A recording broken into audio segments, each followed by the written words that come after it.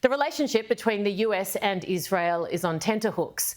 Overnight, Joe Biden warning Benjamin Netanyahu that US support hinges on the protection of civilians and aid workers in Gaza. And so it should.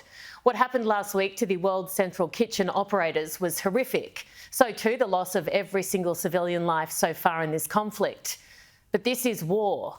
Not everything will happen perfectly or as planned. This accident by the IDF that resulted in the loss of life of an Australian volunteer was just that, a tragic mistake. One that must be investigated thoroughly and appropriate action taken, absolutely. Israel itself has acknowledged this and taken ownership. The Australian Prime Minister this week. I conveyed to Prime Minister Netanyahu in very clear terms that Australians were outraged by this death, by this tragedy of this fine Australian. And again, of course, Australians should and rightly are outraged by what occurred. But can we please think very carefully about where that outrage is directed? Israel has a responsibility to fight this war by the rules. As my old dad used to say, we stand for the rules of war or we stand for nothing. But mistakes will happen. That is the nature of war. Countries must be accountable for them, but when they occur, and they will, we cannot muddy the waters of which side is good and which is evil.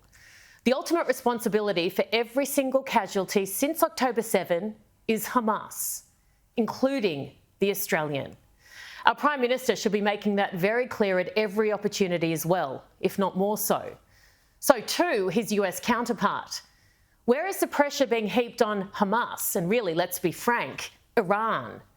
And where is the same anger and outrage over the Australian ADF member injured over the weekend whilst patrolling the southern Lebanese border as part of a UN peacekeeping force? He and 3 others were wounded. The unarmed crew doing a routine check, all warring parties had been informed prior. Clashes have intensified over the past weeks, but the situation has been extremely dangerous there since October. Israel says it wasn't involved. And as we've seen in recent days, they're owning it. Those on the ground believe Hezbollah was responsible because of the nature of the attack. There were allegedly claymores found at the site, attached to tripwires. Claymores are a type of mine that shoots metal balls out. So where is the condemnation of the terrorists?